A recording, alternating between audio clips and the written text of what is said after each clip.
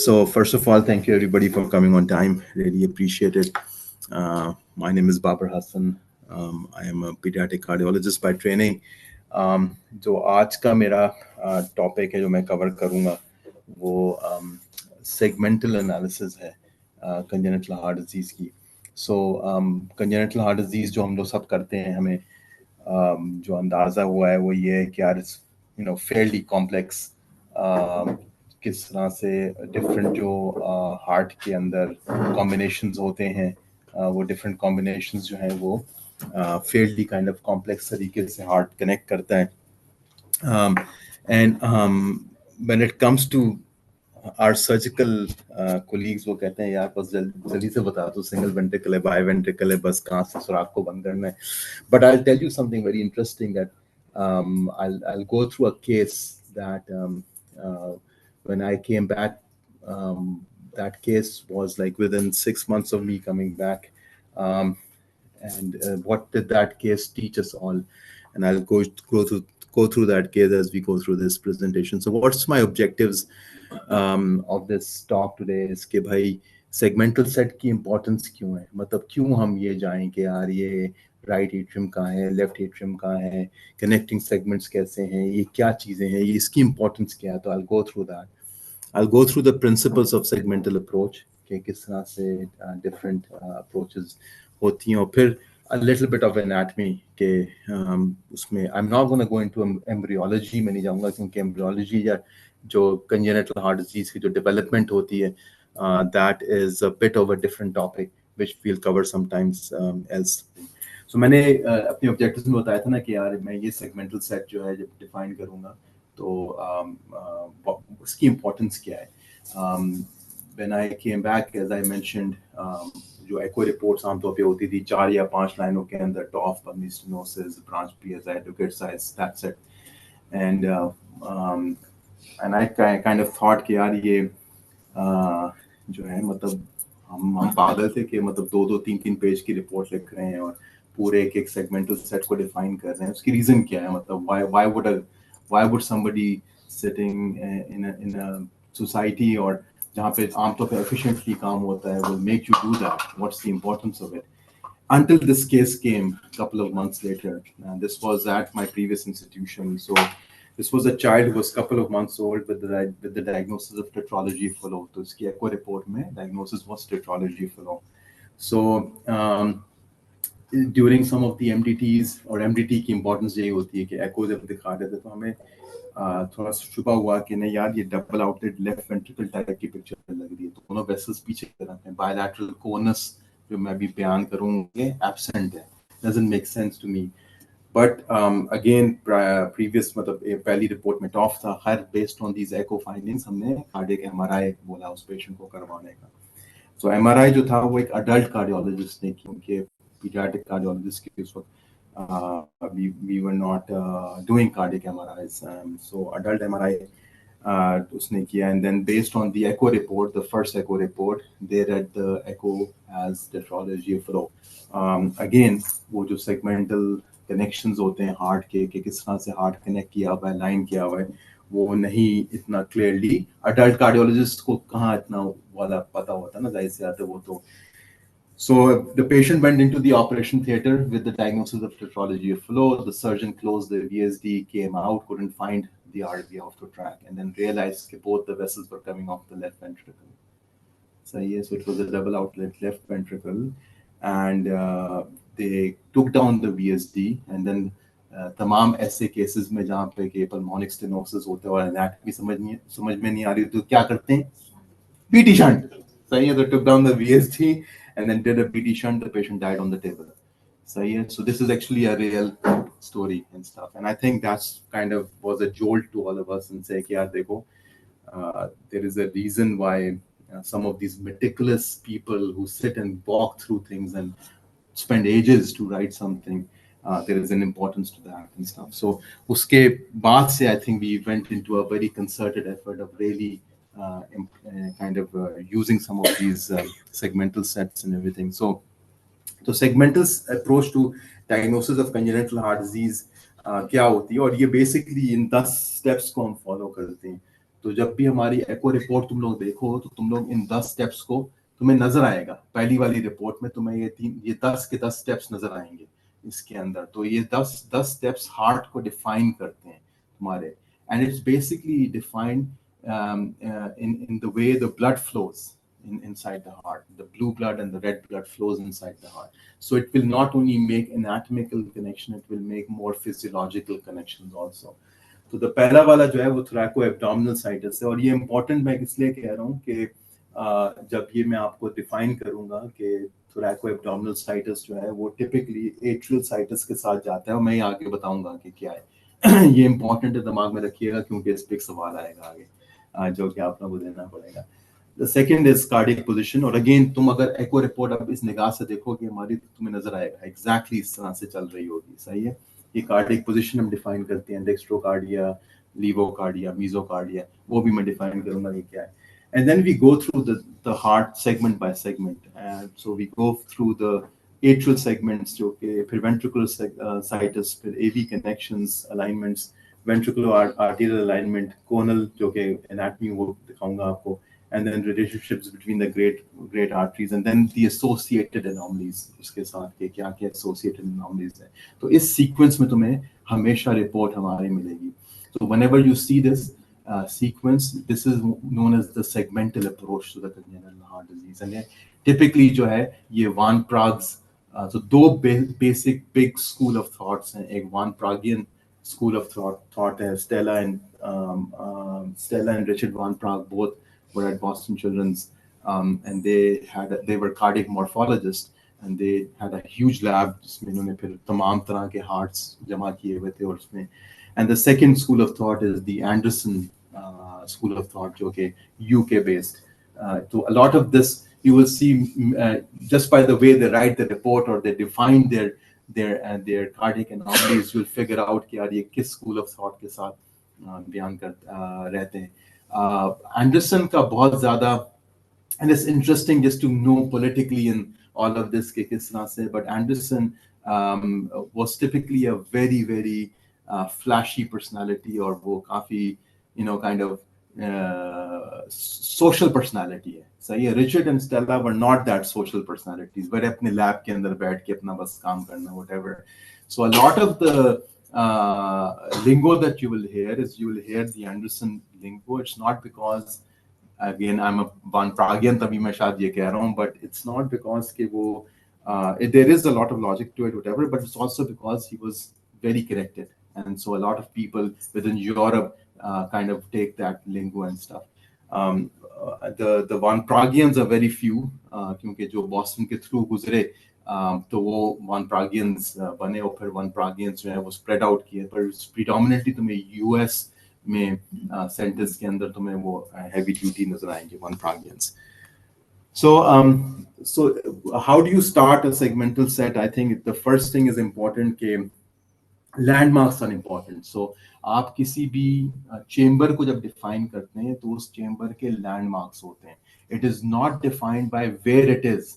अगर एक atrium right side of the heart पे है तो वो उसको राइट एट्रियम नहीं बनाएगा, सही है। वो उसको आपको उसके लैंडमार्क्स को देखना पड़ेगा कि वो लैंडमार्क्स तो internal cardiac inside the heart and even outside the structure of the heart will tell you कि ये जो particular chamber of the heart है ये कौन सा chamber है, and then based on which side it is will determine कि ये inverted है या ये सही जगह पे है, जो कुछ भी मैं आपको दिखाता हूँ। तो आप basically सबसे पहले अपने landmarks identify करते हैं of the atrium, of the ventricle and of the great vessels, and so some of those landmarks are very reliable and some of them are not that reliable, and that is very important for us to keep in mind, सही है।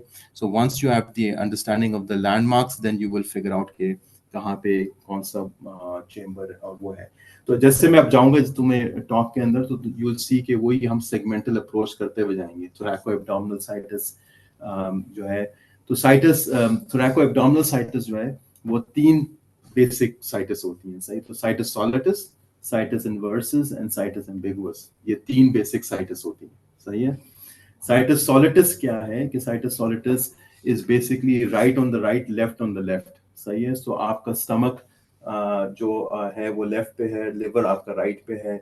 आपका अगर lungs को देखो तो तुम्हारा right lung जो है वो 3 सेगमेंट्स में और 3 लोब्स में डिफाइन होता है। लेफ्ट भी 3 लोब्स होते हैं पर लिंगुलर छोटा लोब होता है। और फिर आप ब्रोंकस को अगर देखो तो वही बड़ा क्लियरली आपको नजर आएगा कि राइट ब्रोंकस जो है वो काइंड ऑफ शार्प सा ड्रॉप करता है, और फिर ये उसकी एक एक्यूट सी राइट अपर ब्रोंकस, और फिर लेफ्ट जो है वो kind of C shape type का है इस तरह से।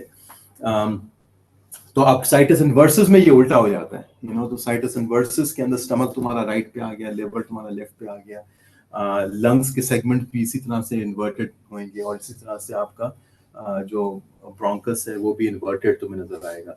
अच्छा, अब तुम ये कहोगे यार तो आपको मल्टीपल टेस्ट चाहिए सीटी के अंदर, मेनली तो सीटी के अंदर आपको ये चीजें पता चल जाएंगी, but I tell you another clue that will tell you कि भाई आपकी कौन सी साइटस चल रही है, सही है। एंड देन साइटस एम्बिगुअस जो है गो के एम्बिगुअस है कि यू कांट टेल, क्योंकि लिवर मिड लाइन में है, आपको पता नहीं चल रहा कि क्या है, but body will tend to prefer one side, though it is ambiguous, सही है, but it prefers one side. So it either prefers the right, when in that case it is known as right isomerism. So वो क्या करेगा कि जो भी original right sided structures है ना, ये उसको प्रेफर करेगा। सो इंटैक्ट आईवीसी फॉर एग्जांपल, सही है, अगर आईवीसी इंटैक्ट है और आपका और स्प्लीन जो है आपका लेफ्ट पे, स्प्लीन एब्सेंट है, ए स्प्लीनिया है, सही है, लिवर मिड लाइन है, सही, तो mid line liver, spleen absent है, इंटैक्ट आईवीसी है, तो ये बॉडी ने राइट को प्रेफर किया, सही, क्योंकि राइट साइड पे लिवर है ना, आईवीसी भी राइट पे है, लेफ्ट पे स्प्लीन है। अगर बॉडी ने राइट को प्रेफर किया है क्योंकि लिवर मिडलाइन में है यहाँ पे, और आपका साइटस एम्बिगुअस अगर राइट को प्रेफर किया इसने, तो आईवीसी इंटैक्ट रहेगी, क्योंकि right IVC is a right sided structure, और स्प्लीन गायब हो जाएगी, ए स्प्लीनिया।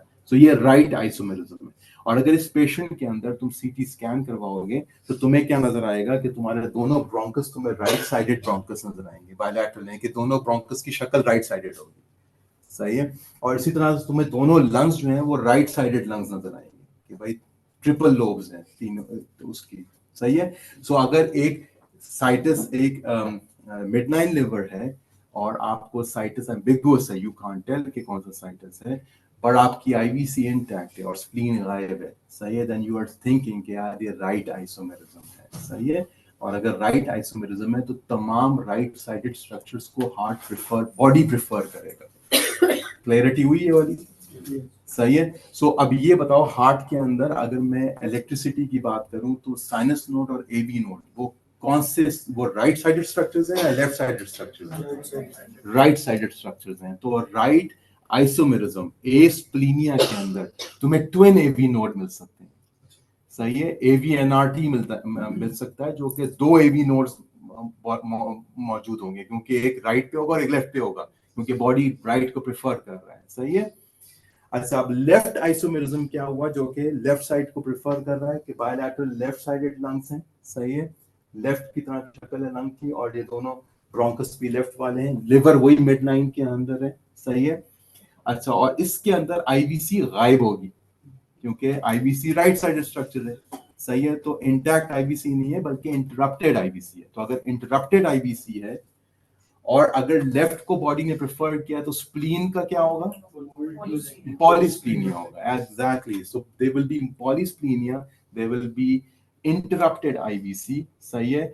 एंड अगर सीटी करोगे तो इसके लंग्स जो हैं वो तुम्हें बायलैटरल, तुम्हें ब्रोंकस लेफ्ट साइडेड नजर आएगा, और तुम्हें जो है लंग जो लंग के सेगमेंट्स है वो भी लेफ्ट साइडेड सेगमेंट्स नजर आएंगे, सही। तो बॉडी ने लेफ्ट को प्रेफर किया। अब अगर लेफ्ट को प्रेफर किया तो इस पेशेंट के अंदर जो, अगर मैं तुम्हें कहूं कि एसए नोड और एवी नोड को क्या होगा तुम्हारे ख्याल से? एब्सेंट हो सकते हैं, exactly. So you may have ectopic at base, you may actually have an abnormal AV node, you may actually have an abnormal sinus node, क्योंकि बॉडी ने प्रेफर नहीं किया, मतलब बॉडी ने बनाया नहीं उसको, सही है। ये क्लैरिटी हुई है ये वाली, सही है। अच्छा, अगर मैं ऐसी के साथ लिवर मिड लाइन में होता है टिपिकली, लिवर इसमें मिड लाइन में, जब लिवर मिड लाइन में होता है ना, उस वक्त तुम्हें होना शुरू हो जाता है कि यार ये एम्बिगुअस चल रहा है, कुछ ना कुछ एम्बिगुअस चल रहा है, सही है। And then you start connecting. अगर एम्बिगुअस में तुम्हें आईवीसी इंटैक्ट मिली है तभी तो मैं कह रहा होता ना पीछे से बैठ के, यार अगर एम्बिगुअस है, इसका हमें समझ में नहीं आ रहा साइटस क्या है, इसकी आईवीसी इंटैक्ट है, तो मोस्ट लाइकली इसकी स्प्लीन गायब होगी. सही है. And so that connection comes from here कि यार अगर बॉडी ने राइट को प्रेफर किया है, तभी मैं कह रहा हूँ यार इसके ट्विन एवी नोड देखना. अगर ये एवी एनआरटी, अगर इसको कुछ एसपीटी होता है तो कहीं एवी एनआरटी तो नहीं हो रहा ट्विन एवी नोड की वजह से. वो इसीलिए क्योंकि मैं सोच रहा होता हूँ कि राइट को प्रेफर किया है. इसी तरह से लेफ्ट. अच्छा, अगर फर्स्ट करो मैं ये कहता हूँ कि गो के it's not a reliable structure, but pulmonary veins जो है वो लेफ्ट एट्रियम में टिपिकली आते हैं. सही है. सो अगर राइट आइसोमेरिज्म है, साइटस एम्बिगुअस, बॉडी ने राइट को प्रेफर किया, यानी कि इंटैक्ट आईवीसी एंड स्प्लीन गायब, तो इसके अंदर आम तौर पे वेन्स के साथ क्या हो रहा होता है, पल्मोनरी वेन्स के साथ, और it will be total anomalous pulmonary venous return. सही है. They may be abnormal pulmonary venous returns. सही है. और तभी अच्छा एक और रूल याद रखो कि अगर ए स्प्लीनिक हार्ट है, सॉरी ए स्प्लीनिक आई राइट आइसोमेरिज्म है, ए स्प्लीनिया है, इंटैक्ट आईवीसी है, और हार्ट अंदर से यानी कि मिड लाइन लेवर है, expect that the heart is gonna be complicated. आम तौर पे कॉम्प्लिकेटेड हार्ट उसमें होता है. सही है. लेफ्ट आइसोमेरिज्म जिसमें के पॉलीस्प्लीनिया है और आईवीसी इंटैक्ट नहीं है, इसमें आमतौर पे इतना कॉम्प्लेक्स हार्ट नहीं होता है. तो अगर तुम्हें कॉम्प्लेक्स हार्ट मिल रहा है, सही है, और आईवीसी इंटैक्ट मिल रहा है, सही है, तो स्टार्ट थिंकिंग कि कहीं ये स्प्लीनिक तो नहीं है ये साथ में पेशेंट. क्लैरिटी हुई ये वाली. सही है. तो ये काइंड ऑफ कुछ ये कनेक्शंस होते हैं जो कि आपको थोड़ा बहुत क्लैरिटी उसमें मतलब होनी शुरू हो जाती है. And then you can always do this कि यार if you are suspecting something, get a CT scan, look at the bronchus, see के ब्रोंकस की शक्ल कैसी है, और ये बड़ा क्लियर नजर आता है. तुम literally if you start looking at this will start seeing कि दोनों ब्रोंकस जो हैं वो राइट साइडेड ब्रोंकसेस हैं. सही है. तुम्हें लंग्स नजर आएंगे, 3 सेगमेंट्स हैं, तुम्हें तुम्हें नजर आना शुरू हो जाएगा कि यार ये राइट साइड को प्रेफर किया, राइट आइसोमेरिज्म. और literally you can see this, like you know you can see the CT scan कि इसके अंदर अगर तुम ये देखो तो ये बायलैटरल राइट ब्रोंका है, देखो क्लियरली, और ये जो है बायलैटरल लेफ्ट ब्रोंका है, काइंड ऑफ सी शेप, दोनों के दोनों इस तरह से.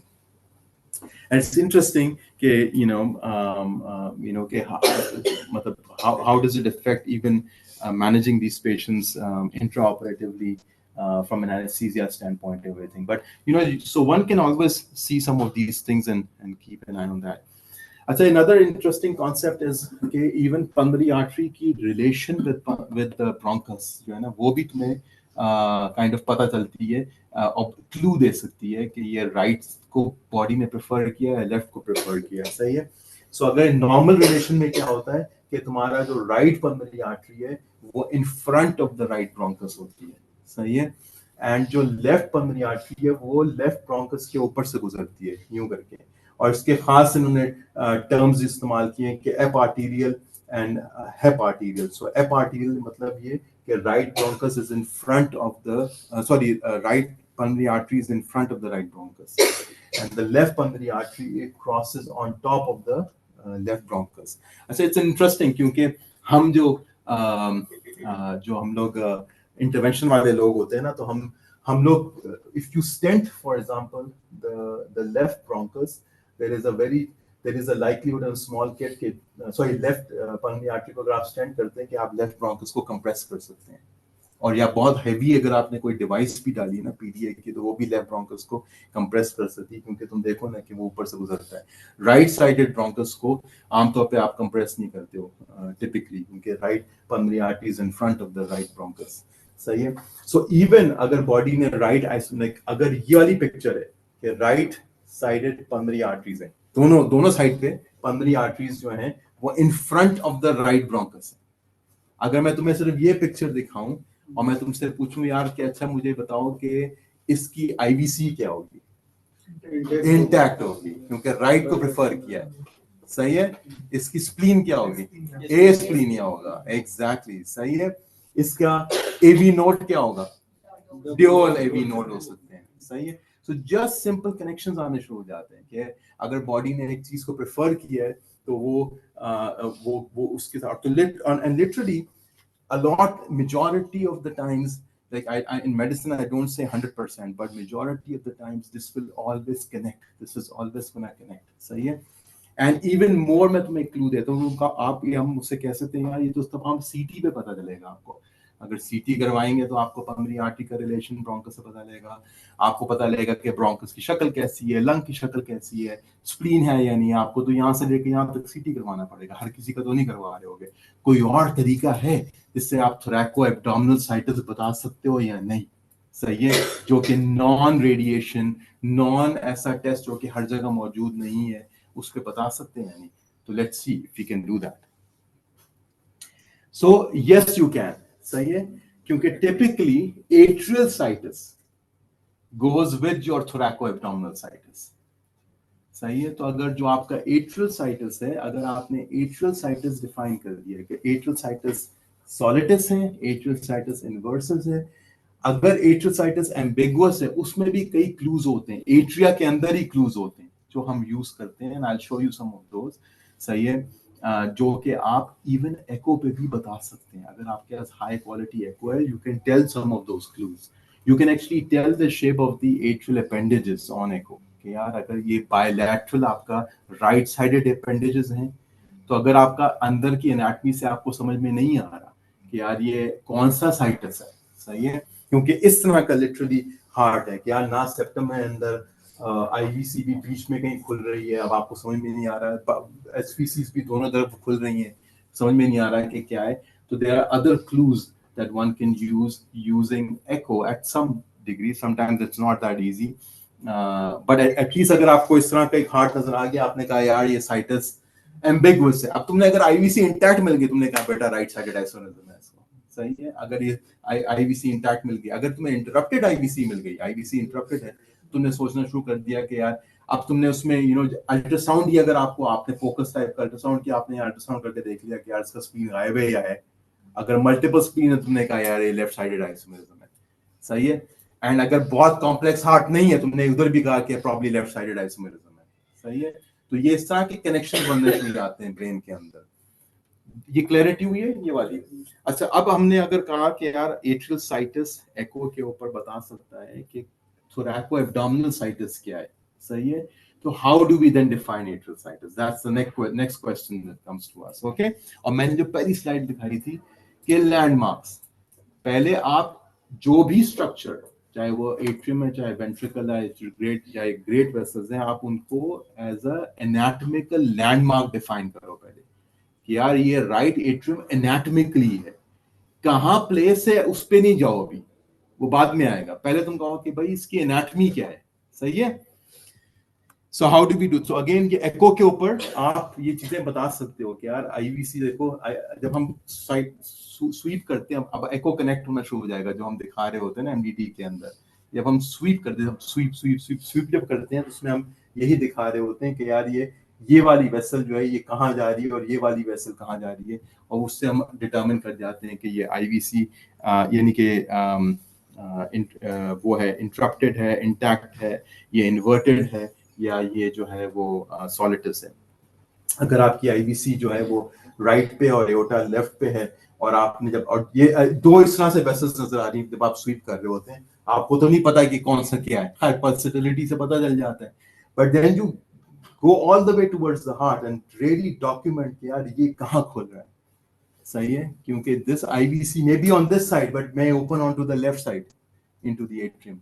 तो अगर वो लेफ्ट पे खुलेगा जाके, यानी कि जिस अगर एक उस चेंबर में खुल रहा है जो कि हार्ट के लेफ्ट साइड पे है, तो वो राइट एट्रियम बन जाएगा, सही है। तो अभी दिखाएंगे कि किस तरह से क्या है, सही है। अच्छा, तो वो अभी पार्क करो, क्योंकि मैं सिस्टमैटिकली जा रहा हूँ, सही है। थोरैको एब्डोमिनल साइटस पहला हमने किया, थोरैको एब्डोमिनल साइटस हमारा आया फ्रॉम दी सीटी करो, या एको पे एट्रियल साइटस भी तुम्हें बता देगा कि थोरैको एब्डोमिनल साइटस क्या है, सही है। तो हम लोग अगर लिख रहे होते हैं ना साइटस सॉलिटस, तो उसका मतलब यही है कि हमने एट्रियम भी देख लिया और हमने कोई सीटी नहीं किया उसको thoracoabdominal, but we are assuming कि अगर एट्रियल साइटस सॉलिटस है तो वो फिर थोरैको एब्डोमिनल भी साइटस सॉलिटस है। अगर एट्रियल साइटस इन्वर्सस है तो फिर थोरैको एब्डोमिनल भी इन्वर्सस है। अगर एट्रियल साइटस एम्बिगुअस है विद राइट आइसोमेरिज्म, तो थोरैको एब्डोमिनल भी हमारा राइट आइसोमेरिज्म है। इसका मतलब है कि right sided app arterial pulmonary arteries हैं, राइट साइडेड ब्रोंकस, दोनों के दोनों राइट साइडेड ब्रोंकस हैं, दोनों लंग्स थ्री लोब्ड हैं, सही है, और आपका एस्प्लीनिया है और इंटैक्ट आईबीसी है। ये कनेक्शन इस तरह से आना शुरू हो जाते हैं, सही है। तो वो पाक कर दिया हमने। अब सेकंड हमारा, क्योंकि हमें सिस्टमैटिकली जाना होता है और ये रिपोर्ट में तो इस तरह से नजर आएगा। सेकंड आएगा कार्डिक पोजीशन की, कार्डिक पोजीशन क्या है, लीवोकार्डिया, डेक्स्ट्रोकार्डिया, मीजोकार्डिया। अच्छा, अब यहाँ पे थोड़ा सा डिफरेंस आता है बॉब एंडरसन का और वान प्राग का, सही है, कि वान प्राग जो है वो डेक्स्ट्रोपोजिशन की बात करता है, डेक्स्ट्रोकार्डिया की बात करता है, सही है। जो सॉरी बॉब एंडरसन, वान प्राग जो है वो सिंपली कहता है प्राइमरी डेक्स्ट्रोकार्डिया, सेकेंडरी डेक्स्ट्रोकार्डिया, हम इस तरह से कहते हैं। मैं तुम्हें बयान करता हूँ कि क्या है। सो अगर how do you define this, so आपने दोनों एवी नोड्स, अब ये अगर आप हार्ट को देखें तो हार्ट के दो एक्सिस बनते हैं, एक एवी नोड का एक्सिस है, सही है, यानी कि सॉरी एवी नोड क्या ना, एवी वाल्व का, ये आपका अगर मैं खोलता हूं तो ये आपका ट्राइस्फिड वाल्व है, माइट्रल वाल्व है, ये एक एक्सिस ही है, राइट। और एक एक्सिस जो है अगर इससे 90 डिग्री बनाऊं एंड टुवर्ड्स द एपेक्स लेके जाऊं, हार्ट का एपेक्स, ये एक्सिस एक एक्सिस ही है, सही है। So अगर हार्ट का एक्सिस, ये एक्सिस ये वाला हार्ट का axis is on to the left side of the body, that's levocardia, सही है। अगर यही ये आपका एवी नोड है पर एक्सिस यूं है, सही है, हार्ट क्योंकि लेफ्ट, तो ये आपका डेक्स्ट्रोकार्डिया हो गया। अगर एक्सिस यूं है तो मीजोकार्डिया हो गया। क्लैरिटी हुई? तो आपने एक लाइन ड्रॉ की दोनों एवी वाल्व्स के थ्रू, सही है, और एक लाइन आपने ड्रॉ की from the mid point of that AV valve to the apex of the heart, सही है। अगर वो एपेक्स लेफ्ट पे लीवोकार्डिया, अगर राइट पे डेक्स्ट्रोकार्डिया, अगर बीच पे मीजोकार्डिया, सिंपली डन। ओके, क्लैरिटी हुई वाली? ओके अच्छा, अब मैं वान प्रागियन बात कर रहा हूँ, सही है। अगर बॉब एंडरसन पे बात करोगे तो वो डेक्स्ट्रोपोजिशन कहता है और डेक्स्ट्रोकार्डिया कहता है, सही है। अगर ट्रू डेक्स्ट्रोकार्डिया है और true dextro, so what is primary and versus secondary dextrocardia? So primary dextrocardia ये है कि आपका एक्स यानी कि एवी नोड, सॉरी एवी वाल्व के थ्रू मैंने लाइन ड्रॉ की और आपका जो इससे 90 डिग्री मैंने towards the apex line draw की, वो राइट पे, ट्रूली राइट पे, यानी कि हार्ट वाकई में पूरा एपेक्स लाइन पे पड़ा हुआ है, सही है। तो वो आपका प्राइमरी डेक्स्ट्रोकार्डिया है, सही है, जिसको के बॉब एंडरसन डेक्स्ट्रोकार्डिया कहता है। क्लैरिटी हुई? अच्छा, अब अगर बहुत बड़ा सा निमोथोरैक्स हो गया यहाँ पे लेफ्ट साइड पे, या बहुत बड़ा एफ्यूजन है, सही है, या यहाँ पे राइट पे मेजर कोलैप्स हुआ है लंग का, सही है, तो पूरा हार्ट तुम्हारा यूं मूव कर गया राइट साइड पे। अगर बॉडी यूं है ना, हार्ट पूरा मूव कर गया यहाँ पे, देख पूरा हार्ट तुम्हें राइट चेस्ट में नजर आ रहा है, सही है।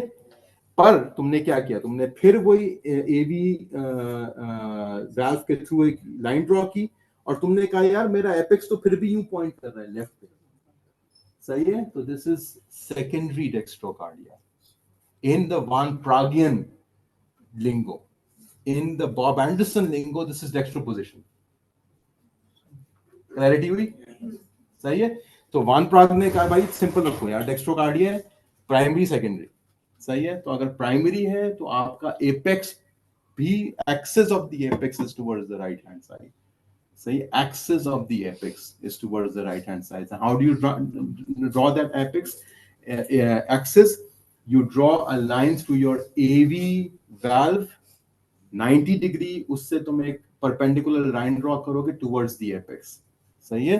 तो अगर वो लेफ्ट पे है तो लीवोकार्डिया, राइट पे है तो डेक्स्ट्रोकार्डिया, बीच में है तो मीजोकार्डिया, सही है। अगर पूरा हार्ट राइट चेस्ट पे पड़ा हुआ है पर तुम्हारा एक्सिस फिर भी लेफ्ट पे है of the apex, this is secondary dextrocardia, सही है। अगर हार्ट राइट में पड़ा हुआ है पर एक्सिस भी राइट पे है तो primary dextrocardia, plain and simple. Clarity हुई? सही है, गुड। अच्छा, अब heart can also be, heart की पोजीशन नॉट ओनली डेक्स्ट्रोकार्डिया के ऊपर ये भी होती है, पर कहाँ है, हार्ट बाहर भी हो सकता है। तो ये एक्टोपिया कोडिस, सही है। अभी थोड़े दिनों पहले, तकरीबन महीना पहले, एक बच्चा कम्युनिटी में पैदा हुआ था जो जिसकी वीडियो हमारे पास भिजवाई जा रही थी कि आप लोग एक्सेप्ट कर लोगे इसको या नहीं। तो उसका हार्ट बाहर पड़ा हुआ था. So and most likely साथ में उसको tetralogy flow भी था, पर उसका heart was ectopia cordis, it was outside. And I've seen decent 4-5 तो देख चुका हूँ ये पाकिस्तान में यहाँ पे. So ये clarity हुई ये वाली कि heart कहाँ पड़ा, मतलब बाहर पड़ा हुआ है ectopia cordis does not mean कि वो dextrocardia prime नहीं, अगर heart बाहर पड़ा हुआ है that's ectopia cordis. Then you define कि dextrocardia है या levocardia या mesocardia. It is completely different. Heart चाहे वो कमर के पीछे भी पड़ा हो, doesn't matter. Your dextrocardia and levocardia and mesocardia will be defined the way I told you कि यार AV valve के थ्रू लाइन ड्रॉ की और 90 डिग्री उससे एपेक्स पे ड्रॉ करके देख लिया कि कहाँ पे. सही है. अच्छा, सेगमेंटल सेट. अब सेगमेंटल सेट्स पे आते हैं. तो अब मैंने क्या किया, अगेन मैं उस पूरे सीक्वेंस के थ्रू जा रहा हूँ कि भाई पहले आप थोड़ा एब्डोमिनल साइटस बता दिया, उसमें मैंने तुम्हें एक क्यू दिया था कि यार सीटी की जरूरत नहीं है, एट्रिया पे भी डिफाइन कर सकते हैं. एट्रिया में अभी किस तरह से डिफाइन करते हैं मैं वहां पे अभी नहीं आया हूँ. मैंने सिर्फ वहां पे इसलिए बता दिया था कि एट्रिया से हम डिफाइन करते हैं थोराको एब्डोमिनल, क्योंकि वो सीक्वेंस. सेकंड मैंने सीक्वेंस में बताया तुम्हें कार्डियक पोजीशन क्या है. सही, एक्टोपिया कॉर्डस या इनसाइड है. एक्टोपिया कॉर्डस इतना रेयर है कि मैंने उसमें इतना डिटेल में नहीं बताया. हार्ट अंदर है चेस्ट के, तो अगर अंदर है चेस्ट के तो किस तरह की पोजीशन, लीवो, डेक्स्ट्रो या मीजो. ये क्लैरिटी हो गई. अब हम सेगमेंटल सेट्स पे आते हैं और ये क्या चीजें हैं और किस तरह से.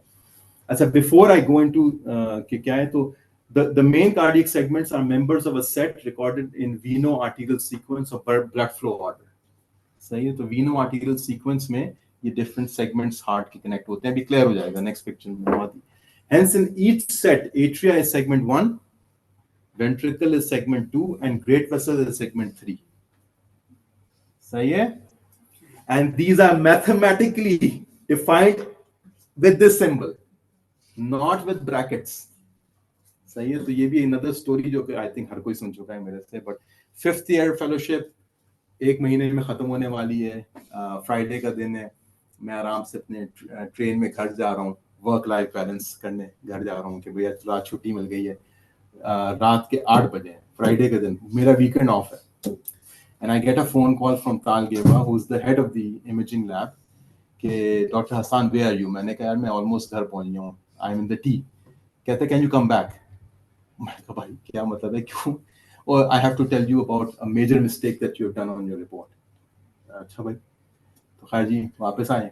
तो अराउंड 40 मिनट्स लगे मुझे हॉस्पिटल पहुंचने में. पहुंचा हूँ तो ये लैब में अकेला बंदा बैठा हुआ है अपनी रिपोर्टिंग कर. And let me tell you, Tal Geva is one of the gurus of imaging. मतलब he is like a big huge name, books पे books लिखी हुई उसने ये वो.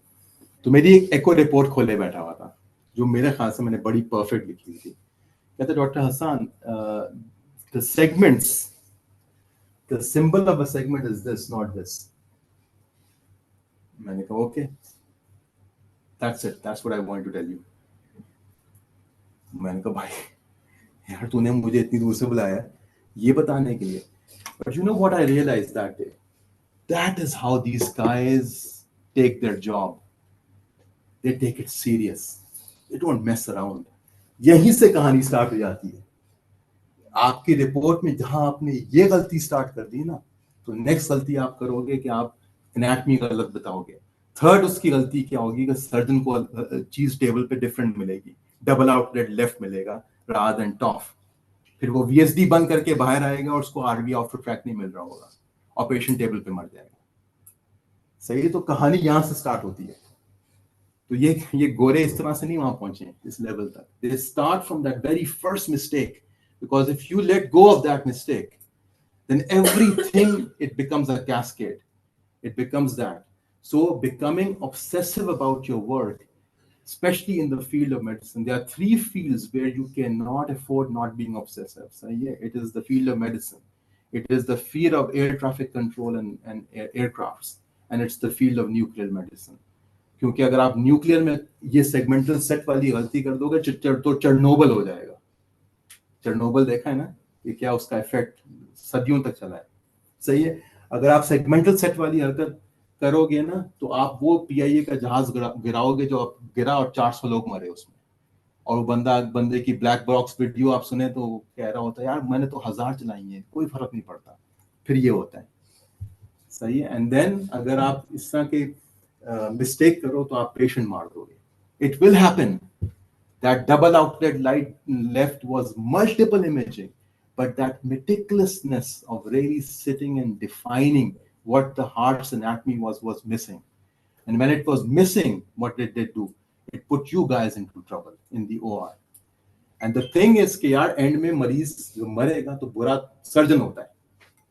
तो meticulousness has to be built into you guys. Sit and figure it out. Pedro एक एक चीज देखता था बैठ के कि ये हार्ट कनेक्ट किस तरह से हुआ है. तो please be very very careful. So then मैथमेट सो ये अगर अगर हम इन चीजों से अगर हमारी रिपोर्ट में तुम्हें ये नजर आए ना, इसका मतलब तुम एक सर्जन को मैं बता रहा हूँ, तो उसका मतलब ये है कि बेटा इसने नीचे वाली रिपोर्ट भी ऐसी बस चलाऊ काम में चलाई है इसने. तो go back to your echo person and say क्या can we look at the echo again, क्योंकि तुम्हें यहीं से अंदाजा हो जाएगा कि गड़बड़ की है इसने.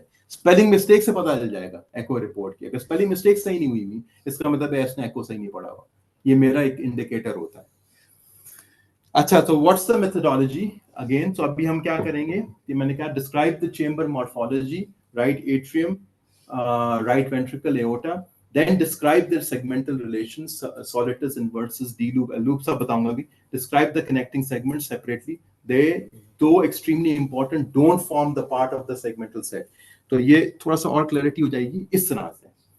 So हार्ट के 3 मेन सेगमेंट्स होते हैं और 2 कनेक्टिंग सेगमेंट्स होते हैं. जो सेगमेंटल सेट के अंदर आता है वो सिर्फ मेन सेगमेंट्स आते हैं, क्योंकि जो कनेक्टिंग सेगमेंट्स हैं वो बहुत वेरिएबल होते हैं. सही है. जो आपके मेन सेगमेंट्स हैं वो 2 से लेके 5 लफ्जों के अंदर डिफाइन हो जाते हैं. सही है. पर जो कनेक्टिंग सेगमेंट्स हैं वो बहुत ही वेरिएबल होते हैं. तो कनेक्टिंग सेगमेंट सेगमेंटल सेट के अंदर नहीं आता. सेगमेंटल सेट में तुम्हें सिर्फ 3 वैल्यूज नजर आएंगी, और वो 3 वैल्यूज जो हैं वो एट्रिया, वेंट्रिकल और ग्रेट वेसल की हैं. सही है. और जो कनेक्टिंग सेगमेंट्स हैं वो तुम्हें डिफाइंड तरीके से नजर आएंगे कि वो हम डिफाइन कर रहे होते हैं कि कॉमन एवी वाल्व या ट्राइकस्पिड ट्रीजिया या डबल इनलेट लेफ्ट. ये सब कनेक्टिंग सेगमेंट की डेफिनेशंस हैं. सही है. जो कि हम डिफाइन कर रहे होते हैं. पर तुम्हें जब तुम कोई रिपोर्ट पढ़ रहे होगे तो तुम्हें नजर इसी तरह से आएगा कि यार atria, AV valve, ventricle, conus, great arteries, इसी तरह से तुम्हें नजर आ रहा होगा हमारी एको रिपोर्ट. स्टार्ट क्या होगा? सबसे पहले थोरैको एब्डोमिनल साइटस, कार्डियक पोजीशन. सही है. Atria, AV valve, ventricle, conus, great vessel. It will follow the blood order and then associated anomalies. Clarity हुई? ये है segmental approach of the echocardiogram. ये क्लैरिटी ये हो गई. ओके. अब हम ईच उसको लेके चलते हैं. तो अब हमने क्या किया कि हम मेनली जो है मैं मेजर सेगमेंट्स को डिफाइन करूंगा एंड कनेक्टिंग सेगमेंट्स के डिफरेंट फॉर्मेशंस बताऊंगा तुम्हें क्या है. तो हम पहले एट्रिया को डिफाइन करेंगे. सही है. और मैंने क्या कहा था कि एट्रिया की जो भी टर्मिनोलॉजी है एट्रिया को पहले तुम एनाटॉमिकली बताओगे कि ये राइट एट्रियम है based on anatomy of it. Where is it place then tells you कि इसकी साइटस सोलिटस है, इन्वर्सस है या एम्बिगुअस है. सही है. वेंट्रिकल पहले तुम डिफाइन करोगे एनाटॉमिकली कि ये एनाटॉमिकली राइट वेंट्रिकल है या एनाटॉमिकली लेफ्ट वेंट्रिकल है. सही है. और फिर उसकी लूपिंग होती है, डी लूप या एल लूप. और इसी तरह से आप ग्रेट वेसल्स को डिफाइन करते हो कि यार ये एओर्टा है और ये पल्मोनरी आर्टरी. रिमेंबर कि coronary arteries can come of the pulmonary artery also. So sometimes coronary arteries are not very reliable, but both will not come off. But again, the way the aorta is shaped, the aorta के different जो coronary arteries से निकला, पर aorta के कोई ऐसा hard fast defining structures नहीं है. पर वही कि अगर vessel है जो कि turn होके जा रही है towards the body, उसमें से coronaries निकल रही हैं, को के L kappa भी हो सकता है. सही है. coronaries निकल रही हैं तो तुम you'll say कि this is most likely the aorta. pulmonary artery bifurcate करती है. सही है. तो बाइफिकेशन जो वेसल बाइफिकेट कर रहा है into a left and a right pulmonary artery, most likely that's the pulmonary artery. सही है. So that's how you kind of define कि यार ये ग्रेट वेसल्स हैं. सही है. तो अच्छा इसको आगे नेक्स्ट. तो अब एट्रियम में मैंने क्या कहा था, पहले आप एनाटॉमी बताओगे कि कौन सी एनाटॉमी है. तो the most reliable right atrium को the most reliable structure that tells you कि this is the right atrium इसके जिस भी एट्रिया के अंदर आईवीसी आके ड्रेन कर रहा है. सही है. So the most reliable is the supra hepatic portion of the IVC. अगर आईवीसी आके ड्रेन कर रहा है जिस भी चेंबर के अंदर, चाहे वो राइट पे, चाहे वो लेफ्ट पे, चाहे वो पांव के नीचे है, जो भी है, सही है, that is the right atrium. Morphological right atrium. सही है. तो तुम लोगों ने कई दफा हम लोगों को देखा होगा, हम लिख रहे होंगे morphological right atrium on the left hand side, situs inversus.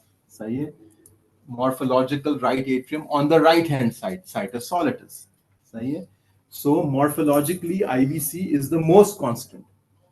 The second most constant is ये तुम्हें शक्ल से बताऊंगा तो तुम्हें क्लैरिटी आएगी, बट ये सेप्टम प्राइमम और सेप्टम सेकंडम का रिलेशनशिप मैं दिखाऊंगा अभी आपको. The third reliable is the mouth of the coronary sinus, not the coronary sinus itself, but the mouth or the opening of the coronary sinus. के जिस भी चेंबर में उसका माउथ खुलेगा coronary sinus का, वो right atrium है. The most unreliable are the SVCs. So do not rely on the superior, on this, and I've heard some of this discussion happening in some of the patients कि यार SVC यहाँ खुल रहा है तो ये right atrium है. No. सही है. SVC is the most unreliable. Pulmonary veins are the most unreliable. अगर पल्मोनरी वेन्स किसी चेंबर में खुल रहे हैं, इट डज नॉट मीन कि वो लेफ्ट एट्रियम है. टोटल एनामलस पल्मोनरी वेन भी हो सकता है, right. So it is very unreliable. So the most reliable क्या हुआ? Supra hepatic portion of the IVC, जिस चेंबर में खुल रहा है वो राइट एट्रियम है. सेप्टम प्राइमम और सेकंडम का रिलेशनशिप जो मैं तुम्हें दिखाऊंगा अभी पिक्चर के अंदर, वो राइट एट्रियम है. सही है. And the third is the mouth of the coronary sinus. अच्छा, बॉब एंडरसन ने अपेंडेजेस को भी डिफाइन किया है कि किस तरह से. अगर मैं तुम्हें दिखाऊं, और ये एको पे कभी कभार नजर आता है, लेफ्ट एट्रियम का अपेंडेज फिंगर टाइप होता है, यूं करके. तुम लोग तो सर्जन्स तो बहुत ज्यादा देखते हो. और राइट एट्रियम का अपेंडेज जो है वो ट्रायंगुलर होता है, स्नूपी नोज कहते हैं इसको. सही है. सो ये आप एको पे थोड़ा बहुत आपको पता चल जाता है, सीटी पे भी पता चल जाता है, एमआरआई पे भी पता चल जाता है. बट अगेन एको पे if you do imaging you can figure out कि यार ये राइट, ये अपेंडेज जो है मोर ट्रायंगुलर शेप्ड है, तो ये मोस्ट लाइकली राइट एट्रियम. और ये भी बड़ा ही रिलायबल स्ट्रक्चर है. सही है. इसी तरह से जो पेक्टिनेट क्रिस्टा टर्मिनालिस, जो कि यानी कि the smooth portion of the right atrium and the pectinate portion of the right atrium, ये pectinate portion नजर आ रहा है, ये smooth portion है. इन दोनों ये जो इस तरह की anatomy define होती है, ये भी right atrium की define होती है. सही है. और ये surgeons बहुत अच्छा बता सकते हैं कि आप खोला, उनको लगे यार ये दोनों मुझे right atrium नजर आ रहे थे, दोनों के appendages जो थे वो snoopy shaped थे, तो तुमने कहा यार ये most likely right isomerism था. अगर हम आपको anatomically नहीं बता पा रहे हैं, हम कह रहे हैं यार साइटस एम्बिगुअस है, मैं नहीं बता सकता, आईवीसी भी इंटैक्ट नहीं है इतना, मोस्ट लाइकली यार ये तो हमने कहा यार इसको लेफ्ट आइसोमेरिज्म है, तुमने कहा नहीं यार दोनों एट्रियम, दोनों जो मुझे स्नूपी नोज मिल रहे थे, बड़े बड़े ट्रायंगुलर शेप मुझे दोनों के अपेंडेजेस मिल रहे थे. सही है. It is a very reliable structure. So your atrial appendage is very reliable.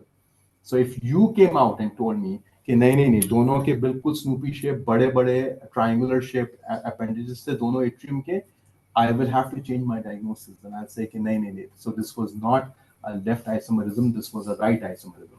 हाँ, अगर मुझे अब पॉलिस्पीनिया मिल गया वो तो बाकी चीजें फिर हम कनेक्ट करना शुरू कर देंगे उस हिसाब से.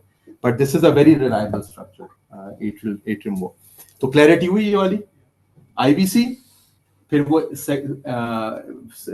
atrium segment में दिखाता हूँ वो पिक्चर में, and then coronary sinus come out and these one, the shape of the thing. ये क्लैरिटी हुई. So describe the right atrium, most reliable in decreasing order, suprahepatic portion of the IVC. Second was opening of the coronary sinus mouth. Third is septum primum attached on the left of the septum secundum. ये दिखाऊंगा, picture दिखाऊंगा please, अभी clarity हो जाएगी, don't परेशान ना हो. Atrial appendage, SVC and pulmonary veins are very unreliable. Clarity हुई. सही है. So anatomically आपने डिफाइन कर दिया पहले कि यार ये right atrium है based on all of these structures. क्योंकि जब तुमने ये सुना तुमने कहा यार आपने तो लेफ्ट एट्रियम को बात ही नहीं की, क्योंकि लेफ्ट एट्रियम को डिफाइन करने की चीजें इतनी रिलायबल नहीं है और ना इतनी चीजें हैं. तो अगर आप कोशिश करते हो कि आप राइट साइडेड एट्रियम ढूंढ लो, जब वो तुम्हें मिल गया तो दूसरा वाला लेफ्ट हो गया. सही. तो इस तरह से अच्छा, तो ये अब बल्कि मैं तुम्हें सेप्टम वाला दिखा दूं कि लेफ्ट एट्रियम और ये है, और ये तुम लोग को एको में नजर भी आता होगा, सही है, एको में नजर आता होगा, ये देखो ये, तो ये सेप्टम सेकंडम है, सुपीरियर लिम्बिक बैंड भी कहलाता है, सेप्टम सेकंडम है। और जो पीएफओ है ना, यानी कि ये सेप्टम प्राइमम है, ये आपके left side of the septum secundum पे आके लगता है, सही है। तो ये सेप्टम सेकंडम है, ये सेप्टम प्राइमम है जो कि लेफ्ट साइड पे आके लगता है, सही है। तो ये रिलेशनशिप हम देखते हैं, सही है। तो जहां, तो septum secundum is mainly a right atrial structure, सही है, and then the septum primum will kind of go towards the left side and attach like this. तो ये रिलेशनशिप जो है ना आपको बता देती है कि यार ये राइट एट्रियम है, और बाय डिफॉल्ट फिर वो लेफ्ट एट्रियम हो गया, सही, क्लैरिटी हुई। अच्छा, वो पिक्चर्स में तुम्हें बस दिखा दूं कि राइट एट्रियम का वही ऐसे अपेंडिज का मैं बता रहा था कि राइट एट्रियल अपेंडिज का, और ये तो खैर won't go into much of these details. So what is this? So situs solitus यानी कि S लिखते हैं हम उसमें, is atrial situs solitus. Morphological right atrium is on the right side of the body.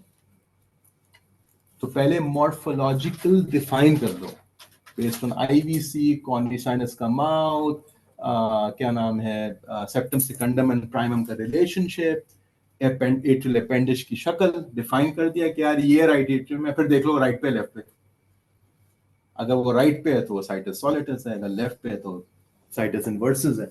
अगर can not determine what is morphological right atrium, then this is a, सही है। अच्छा, कई लोग क्या करते हैं कि ए के साथ ब्रैकेट, एक्चुअल ब्रैकेट के अंदर या तो वो एस लिख देंगे या आई लिख देंगे, सही है। कई दफा तुम ये करते हुए देखोगे हमें, सही है, विच मींस के हमने ए लिख के अगर एस लिखा है तो हमने कहा है कि ये राइट आइसोमेरिज्म है, अगर आई लिखा है तो ये लेफ्ट आइसोमेरिज्म है, सही है। हम इस तरह से इसको लिखते हैं, but many purists will not do that. They'll say A and then they will write it, type it down and say that this is right isomerism, probably asplenia, intact IVC, all of those and stuff like that. क्योंकि तो ये clarity हुई, सही है। और ये इस तरह से देखो यूं करके तो ये बड़ा क्लियरली इस तरह से नजर आएगा आपको कॉर्निया साइनस का माउथ, क्योंकि कॉर्निया साइनस कैन बी अनरूफ्ड, अगर अनरूफ्ड हुआ तो तुम उसको कहां ढूंढते हो, फिर हाँ उसके माउथ तुम्हें नजर आ जाता है, एको पे माउथ नजर आ जाता है उसको कि किस तरह से, सही है। अच्छा, आप वेंट्रिकल्स पे आते हैं। वेंट्रिकल जो है वो आपका किस तरह से है, तो वेंट्रिकल भी एनाटॉमिकली हम डिफाइन करते हैं, सही है। तो राइट वेंट्रिकल की 2 या 3 मेजर फीचर्स हैं। एक फीचर उसका ये है कि उसका जो वाल्व है वो सेप्टोफिलिक होता है, तो दोनों AV valves will go with their ventricles. Ventricle और वाल्व की बहुत स्ट्रॉन्ग शादी हुई थी, they do just go together, सही है। सो वेंट्रिकल्स, राइट वेंट्रिकल जहां पे होगा वहीं उसके ऊपर जो वाल्व है, यानी कि एवी वाल्व और ट्राइकुस्पिड वाल्व होता है टिपिकली, सही है। एंड इट इज सेप्टोफिलिक, यानी कि उसकी सेप्टल अटैचमेंट होती है, सही है। जो और तुम लोग सर्जन्स तो बहुत अच्छी तरह इसको देखते हो, और लेफ्ट साइडेड वाल्व जो है वो सेप्टोफोबिक होता है, सही है। तो हम ये एको पे ढूंढ रहे होते हैं कि यार ये सेप्टोफिलिक वाल्व है, सेप्टोफोबिक वाल्व है, ये इसका कनेक्शन आ रहा है। अब स्ट्रैडलिंग अगर वाल्व की हो तो वो कंफ्यूज कर देता है आपको कभी कभार, फिर हम बाकी फीचर्स देखते हैं इसके, सही है। अच्छा, वेंट्रिकुलर सेप्टम अगर बहुत ट्रिबैक्यूलेटेड है, और ये आपको फीटस के एको पे भी नजर आता है, आपको रेगुलर एको पे भी नजर आता है, और जब शाजिया फातिमा एको के सेशंस लेंगे तो तुम लोग को और क्लैरिटी होगी उसमें कि तुम्हें बहुत ट्रिबैक्यूलेटेड नजर आता है ये सब किस्म का। और थर्ड एक फीचर है मॉडरेटर बैंड। सो अगर तुम ये देखो ना कितना ट्रिबैक्यूलेटेड है ये, सॉरी ये सेप्टम कितना ट्रिबैक्यूलेटेड है, अगर मैं लेफ्ट पे खोलूं तो लेफ्ट पे बिल्कुल स्मूथ होता है, सही है। ये जो है सेप्टोफोबिक है, ये सेप्टोफिलिक है। अच्छा, और एक मॉडरेटर बैंड जो तुम लोग तो सर्जन्स बहुत अच्छा इसको जानते हो, जो कि आपके from the septum towards the free wall आ रहा होता है, सही है। यानी कि अगर मुझे इस वॉल को पूरे को उठाना है, निकालना है यहाँ से, तो मुझे मॉडरेटर बैंड काटना होगा, मैं उठा नहीं पाऊंगा ना। ये अगर मैं इसको खोलता हूँ राइट वेंट्रिकल फ्री वॉल को, तो ये यूं पकड़ा रहेगा मॉडरेटर बैंड की वजह से, क्योंकि मॉडरेटर बैंड यूं जा रहा होता है। सो मॉडरेटर बैंड भी आप एको पे बता सकते हैं। सो एको पे आपको मॉडरेटर बैंड नजर आएगा, आपको सेप्टम बहुत ही ज्यादा रफ नजर आएगा, और आपको सेप्टोफिलिक वाल्व नजर आएगा, तो आप कह दो कि राइट वेंट्रिकल है, सही है। और अगर आपको जो है दूसरा वेंट्रिकल बाय डिफॉल्ट पे लेफ्ट हो गया, पर लेफ्ट वेंट्रिकल जो है वो आमतौर पे स्मूथ वॉल होगा और सेप्टोफोबिक वाल्व होगा। सही है। समझ नहीं है, देखो बहुत सिंपल है, ये ट्राइक्सपिड वाल्व है ना, इसकी सेप्टल अटैचमेंट, सही है। ये माइट्रल वाल्व है, उसकी सेप्टल अटैचमेंट नहीं, ये यहाँ पे यूं है, ये मॉडरेटर उसके ऊपर आता है, पेप्री मसल के ऊपर आता है। जहां इसने सेप्टल अटैचमेंट करनी शुरू कर दी तो तुम अब क्वेश्चन करो कि ये वेंट्रिकल कौन सा है, लेफ्ट है या राइट है। सही है। शेप ऑफ द वेंट्रिकल्स इतना नहीं डिफाइन करते कि यार ट्रायंगुलर है वो है, क्योंकि some anatomists do that also कि यार ये it looks like a bullet और it looks like a triangle. सही है। But it's not a reliable way of defining कि कौन सा वेंट्रिकल कौन सा है। सही है। तो it's a bit tough and stuff. तो ये क्लैरिटी हुई तुम लोगों को? यस। तो ये हम और आपके साथ शेयर भी कर देंगे। तो ये I'm not going to go into some of these septal bands and whatever, but you can easily see this कि कितना मैंने दिखा भी दिया यहाँ पे आपको कि रफ सा स्ट्रक्चर है राइट वेंट्रिकल का, सेप्टम का बहुत रफ सा है, मॉडरेटर बैंड है, डिफरेंट बैंड्स हैं इसके ऊपर जो तुम लोग देख रहे होते हैं, parietal band, septal band, the Y of the septal band, ये सब तुम लोगों को नजर आ रहा होता है। जब इतना किसी वेंट्रिकुलर सेप्टम पे तुम्हें इतनी सारी चीजें नजर आ रही हो ना, ट्रैबेक्युलेशन बैंड, तो ये राइट वेंट्रिकल है। सही है। अगर तुम्हें बहुत स्मूथ सा सेप्टम नजर आ रहा हो तो यार वो लेफ्ट वेंट्रिकल है। सही है। क्लैरिटी हुई? और ये एनाटॉमी के लिए, तो एनाटॉमी में भी तुम्हें एको पे भी नजर आ रहा होता है, सीटी पे भी नजर आ रहा होता है। तो दिस इज नॉट समथिंग जो कि मुश्किल है बताना कि कौन फीटल पे this is the way we tell this is the right and this is the left, is that we look at for the moderator band, we look at the septum which is very rough and we look for a septophobic and septophilic valve, and that's how we tell कि यार ये heart, ये right ventricle यहाँ है, left ventricle यहाँ है। सही है। अच्छा, तो इसी तरह से आपका ये आपका लेफ्ट वेंट्रिकल है जिसमें के सारे जो माइट्रल वाल्व है ये आपके पेपरी मसल पे आ रहे होते हैं, सेप्टोफोबिक होता है, कहीं पे भी अटैचमेंट उसकी सेप्टम पे नहीं आ रही होती और सेप्टम बिल्कुल स्मूथ होता है। सही है। ये देखो स्मूथ है बिल्कुल, और वो तुम्हारे सारे के सारे कनेक्शंस जो है वो पेपरी मसल के ऊपर है, माइट्रल वाल्व के। और तो एको पे भी तुम देखो क्लियरली पता चल जाता है, यू कैन इजीली टेल सेप्टोफिलिक है, सेप्टोफोबिक है, ये स्मूथ है, ये देखो ट्यूबैक्युलेटेड है। सही है। तो as you are looking at these echoes and MDTs you will see कि यार ये तो clearly पता चल जाता है, इसमें तो कोई ऐसा मसला नहीं।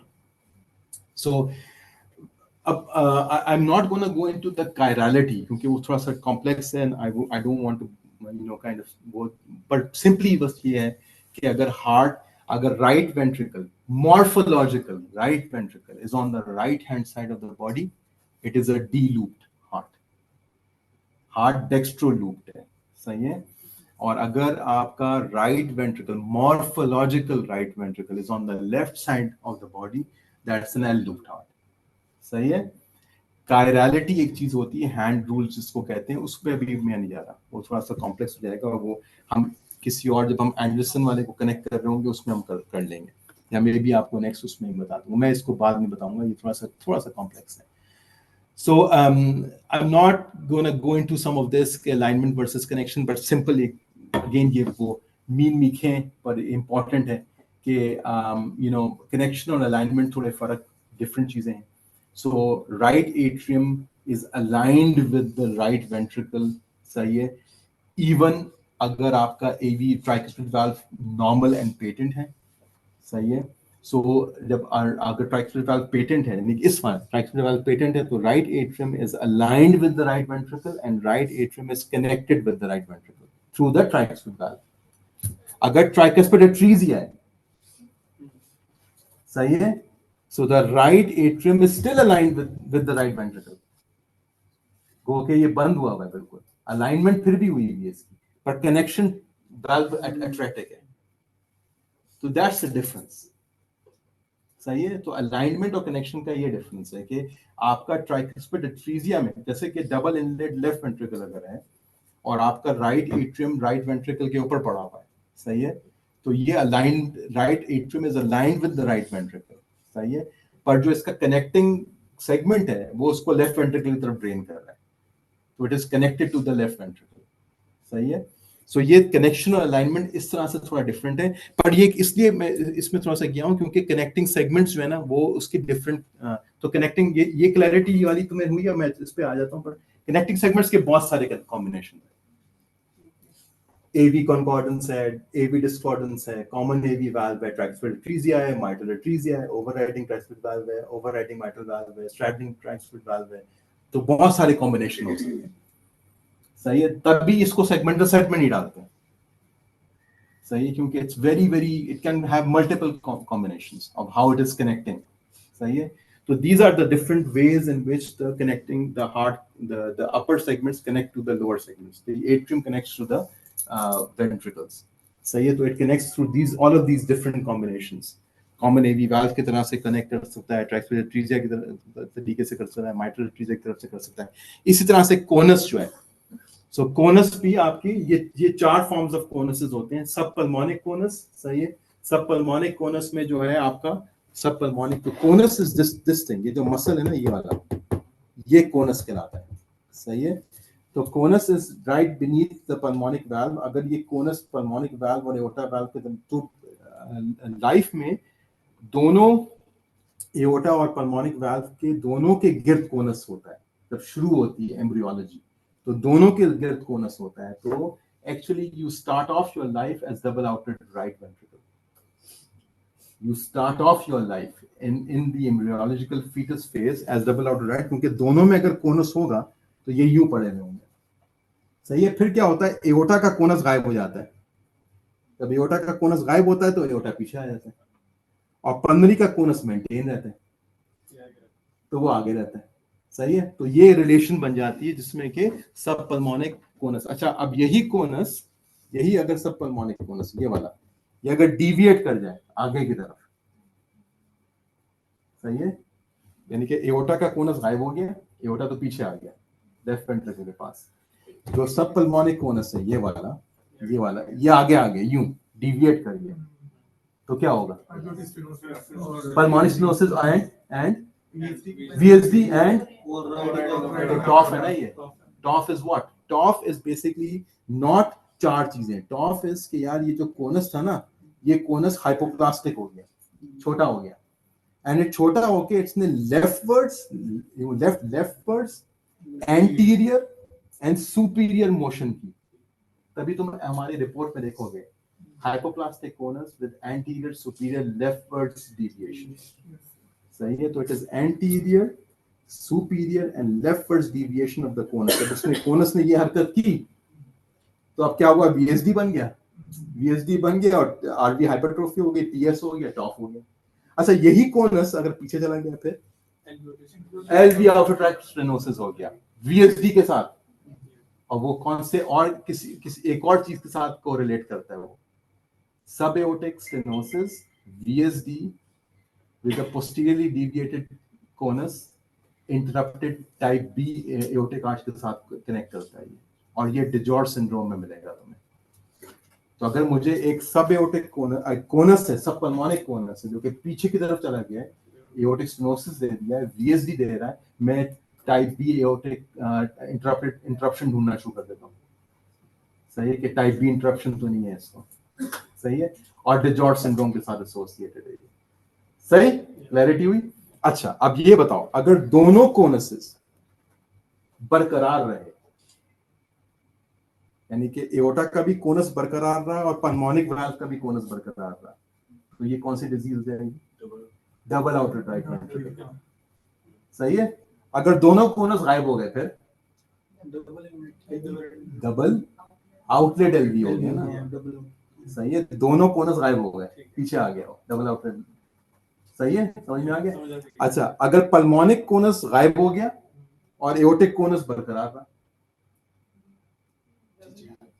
नहीं तो देख TGA एग्जैक्टली, कि अगर ये कोनस गायब हो गया, पल्मोनिक वाल्व पीछे चला गया, एओर्टा आ गया, तो सारी कहानी कोनस की है जो कि चल रही होती है.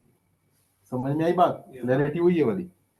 तो ये डिफरेंट कॉम्बिनेशंस है इसके. Bilaterally absent double outlet left, सही है. सब एओर्टिक कोनस TGA या LTGA या वो.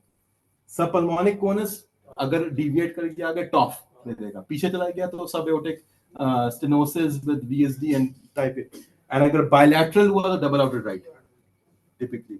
Not all DORBs will have a bilateral conus. There are many DORBs that do not need to have a bilateral conus. But अगर bilateral conuses हैं तो typically double outed right होगा.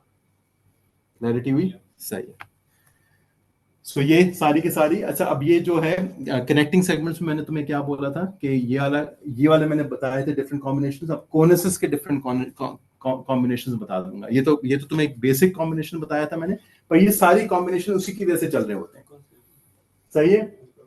DTGA है अगर सब एओर्टिक कोनस बरकरार रहा, LTGA भी सब एओर्टिक कोनस बरकरार रहा. सही है. डबल आउटेड राइट बायलैटरल कोनस बरकरार रहा, डबल आउटेड लेफ्ट दोनों गायब हो गए कोनसेस. सही है. तो ये क्लैरिटी. अच्छा, अब उसमें फिर ये बाकी भी आ जाते हैं, एओर्टिक एट्रीजिया, पल्मोनिक एट्रीजिया, ट्रंकस आर्टेरियोसिस, ये डिफरेंट कॉम्बिनेशन है, कनेक्शंस हैं उसके. सही है. तो कनेक्टिंग सेगमेंट्स के ये डिफरेंट वो हैं. तो ये ग्रेट आर्टरी रिलेशनशिप है. अगर ये एको पे इस तरह से नजर आ रहा होता है कि अगर तुम्हारा पल्मोनिक यानी कि ये राइट लेफ्ट एंटीरियर पोस्टीरियर, अगर तुम्हारा aorta is right and posterior to the pulmonic artery, that's situs solitus. अगर aorta is left and still posterior, it is situs inversus. ये नॉर्मल रिलेशन होती है. As long as aorta is posterior, it is a normal relationship of the great vessels. सही है. जहां aorta anterior आ गया, सही है, it's an abnormal relationship. समझ में आई बात?